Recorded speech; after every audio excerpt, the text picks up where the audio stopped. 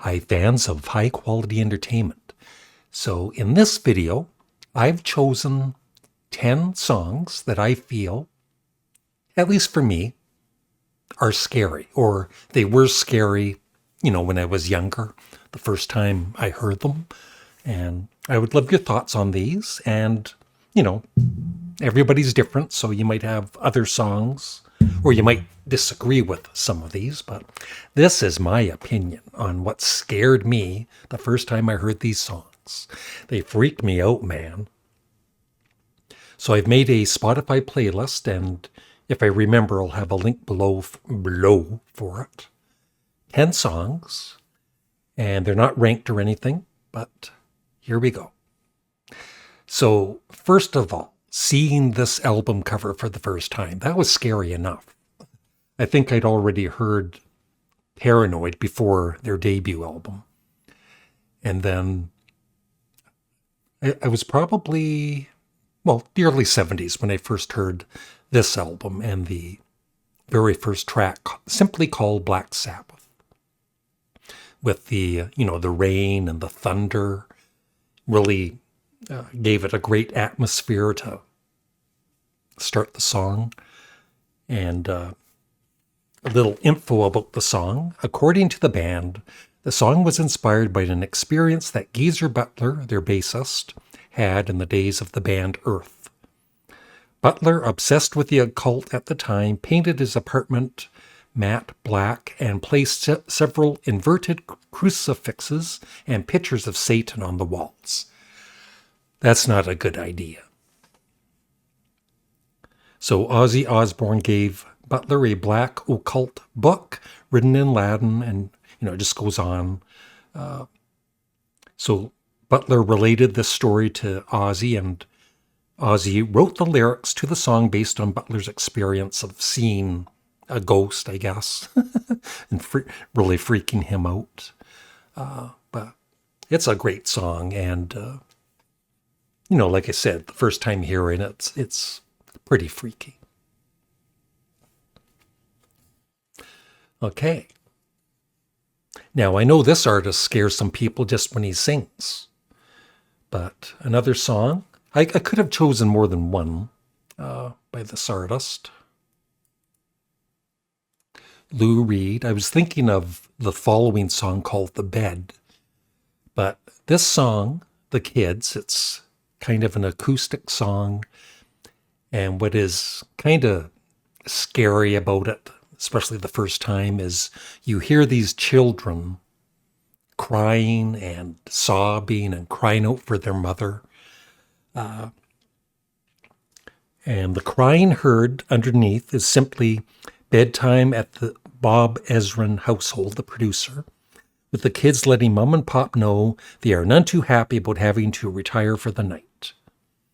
And I know there was another story saying that Bob Ezrin took his children aside and said that their mother had passed away. But I guess that's just folklore and it's not true. But anyway, hearing children cry is always disturbing. And so in this song, it's kind of freaky. Next up, I used to buy albums by this band. I do like some of their albums, not all of them.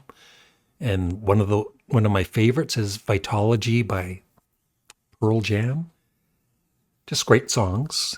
But it ends with, it's almost like their version of Revolution 9. It's called Stupid Mop, which is a strange title.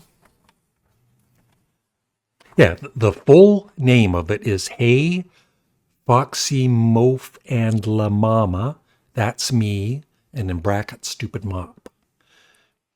And so Eddie Vedder says, I had taped something off the TV when I was maybe 17 or something, and I think it was people who had mental problems who were being let out of the hospitals early because the states were taking away funding for mental hospitals. So they were sending these folks out without the necessary care. But it was still very intriguing the way their minds worked and what they would say.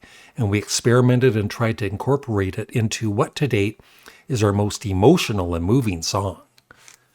I don't know about that. All I know was it's freaky to listen to. And I do like it, though.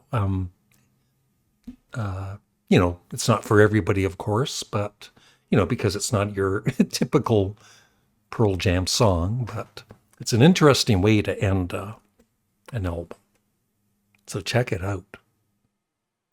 Now, this band, they had some success in the early 70s. They were never a big band, but they were, kind of known in the 70s. And they had one, I would say, fairly big hit with a song called DOA, which is Death on Arrival. You can tell by the album cover, the blood dripping down. But it's a, like I said, back in whenever it was released, the early 70s, I remember hearing it for the first time, and it was a scary song. The song is sung from the perspective of a man who has temporarily survived a mid-air collision. In his dying words, he describes in graphic detail what he remembered of the collision and his current condition, and goes on from there. And it's a great song. I feel it's a great classic rock song. It's just the lyrics are disturbing. And speaking of disturbing, we're back to Lou Reed again, but this is his band, the Velvet Underground. There's a few songs I could have chosen when it comes to the Velvet Underground and Lou Reed.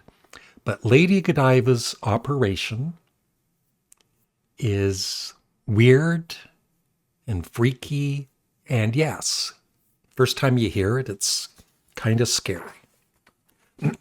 Lady Godiva's Operation is a song from the Velvet Underground's second album, White Light, White Heat. The lyrics of the first half of the song, sung by John Cale, describe Lady Godiva. The lyrics of the second half, sung by Cale, alternating with Lou Reed, are full of oblique, deadpan black humor and describe a botched surgical procedure implied to be a lobotomy. I love it, though, once again, and this is, if I had to choose, this would probably be my favorite Velvet Underground album. Now, this one is more of it's not too weird, it's just how the song builds. It is XTC, the final song from Drums and Wires, Complicated Game. It starts really, really quiet. He's almost whisper. Well, he's whispering. And just, like I said, the song builds and builds and builds and gets all chaotic at the end. So, some of these songs are hard to describe. You just have to check them out and then come back and let me know what you think, which ones you think are kind of freaky and scary, and which ones you like, which ones you dislike. But I think Complicated Game is probably my favorite XTC song. We gotta include Revolution 9, man. The first time I heard it, being 10 years old, it's like, what is this? And it was freaky, and it would go on and on, it was 8 minutes long. And 8 minutes, 21 seconds long.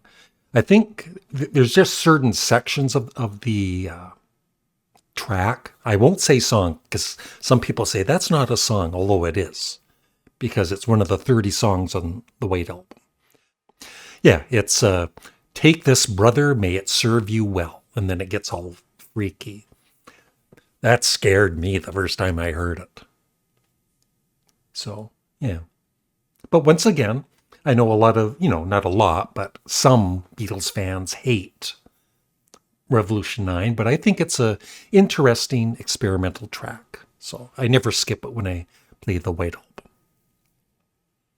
Once again, this next song is just a song, very excellent song, but it's the subject matter and how creepy the person that's singing the song, he's the person in the song. And it's I Want You by Elvis Costello and the Attractions. Yeah, the dark lyrics describe a tormented romantic relationship. The narrator recounts the details of his partner's infidelities while repeatedly declaring, "I want you," after each line. The music is taken at a slow, dirge-like tempo. Once again, it kind of starts mellow. It's not like complicated game where it gets all crazy or anything, but still, it kind of builds. And he's kind of, actually, near the end, he's kind of whispering it, which makes it freaky. Now, this is a recent, scary song. And the first time I heard it, I hated it. It's like, sounded like crap, right? But after a couple more listens, it's like I started to really, I don't know, I actually like it. It's WEEN, and it's Mourning Glory. Every WEEN album has its brownest song or moment. So when they say brown, it's like the brown sound is, crappy. You know what I mean? Like, and a lot of, a normal person hearing it for the first time, oh, that's crappy, right? That's SHIT. But when you're a WEEN fan, after you've listened to some of these brown songs, I don't know, they're great songs, seriously. So this, they're saying here, this is definitely the winner on Pure Guava. Sound college and psychedelic noise with added stream of conscious storytelling. It can drive one mad under the right circumstances. After the release of Pure Guava, my friends and I would often request this song at WEEN shows. To our disappointment, they never took the challenge. The boys have quoted the song here and there live, but never went full-blown into the whole thing. But yeah, it's very distorted, and it's just, I don't know, it's a cool track. But it's not for everybody, so you'll probably hate it. And let's end this with one of the original scary bands in the early 70s. Alice Cooper, and the final song on Killer, called Killer. So I guess the premise of the story is the killer is executed by state justice at the end of the song. The slow part is him walking on death row, hearing the prayer from the priest. So you hear the priest saying all of these words. And then the noise at the end is the electric chair. And yeah, the end of the album is like really distorted, and then it just, I think, cuts out. But yeah, hearing that for the first time was scary. So that's it. Those are my 10 choices. Black Sabbath, The Kids, Stupid Mop, DOA, Lady Godiva's Operation, Complicated Game, Revolution 9, I Want You, Mourning Glory, and Killer. So as I said, there should be a link below for the Spotify playlist if you're curious and want to check out any of the songs, and then come back and leave a comment. I'd appreciate it. And that is it. Thank you. Have a great day. Bye.